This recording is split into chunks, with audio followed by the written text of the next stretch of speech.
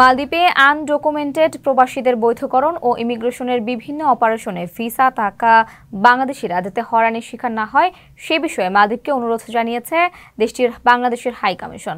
মঙ্গলবার high commissioner rear admiral S M. Abul Kalam Azad মালদ্বীপের পররাষ্ট্র সচিব মিজ ফাতিমা ইনায়ার সঙ্গে তার কার্যালয়ে সৌজন্য সাক্ষাৎ করেন। এই সময় তিনি এ অনুরোধ জানান। সাক্ষাৎকালে মিশনের শ্রম কাউন্সিল মোহাম্মদ সোহেল পারভেজ উপস্থিত ছিলেন।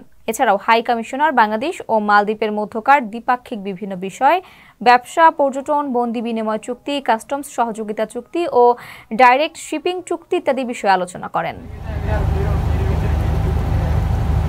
কারো কাছে স্বপ্ন পূরণ, কারো আনন্দের উপলক্ষ, আবার কারো জীবন পাল্টে দেওয়ার মুহূর্ত, কখনো জীবন বাঁচাতে সর্বোচ্চ গতিতে উড়ে চলা, কারো আবেগের শেষ মুহূর্ত, আপনজনের শেষ বিদায়ে শামিল হওয়া, এমন সব ইচ্ছে পূরণে সর্বনিম্ন ভাড়ায় দ্রুতগতির বাহন প্রবাসীর হেলিকপ্টার। আপনার প্রয়োজনে যোগাযোগ করুন আমাদের হটলাইনে।